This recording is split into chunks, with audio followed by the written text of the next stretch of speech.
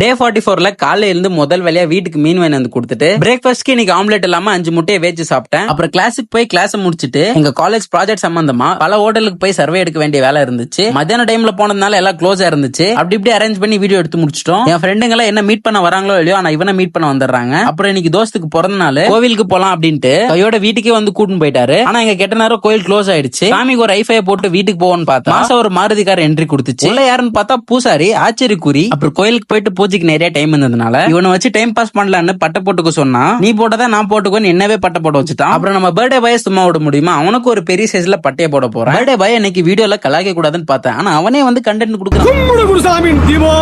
தீபாவளி என்ற பேர் எப்படி வந்தது தெரியுமா? மூடிட்டு போறியா? அப்புறம் வந்த வேலையை முடிச்சிட்டு தேவையில்லாத ஒரு வேலையா மாமாவை மீட் பண்ண போயிட்டோம். என்னதான் மாமா வீட்டுல புல்லட் வச்சிருந்தாலும் அதை வச்சுட்டு நாங்க 4 பேரும் ஒரே வண்டியில போனோம். அதுக்கப்புறம் தோஸ்தோட ட்ரீட் அங்கே ப்ரீ ஒர்க் அவுட் மீல முடிச்சிட்டு ஜிம்முக்கு போயிட்டு இன்னைக்கு ஒரு ஷோல்டர் டே தான். இந்த சேலஞ்ச் ஆரம்பிச்சு ஒர்க் அவுட் டயட் அதெல்லாம் ஒரு பக்கம் கஷ்டமா இருந்தாலும் அதோட கஷ்டமான மேட்டர் என்ன, 40 நாளும் 4 மணிக்கு ஜிம் வரணும் ட்ரை பண்றேன். ஆனா நான் வர தினமோ 7 மணி, வீட்டுக்கு போற தினமோ 9 மணி. 4 மணிக்கு ஜிம் வந்தா ஒரு மாதிரி வைபா தான் இருக்கு. அப்புறம் வீட்டுக்கு போயிட்டு இன்னைக்கு மீன் குழம்பு மீன் வறுவல் ரெண்டுத்தையும் சாப்பிட்டு சாப்பிட்ட மெதப்பிலே போய் தூங்க போயிட்டேன். இன்னைக்கு நாளைக்கு பார்க்கலாம். போய்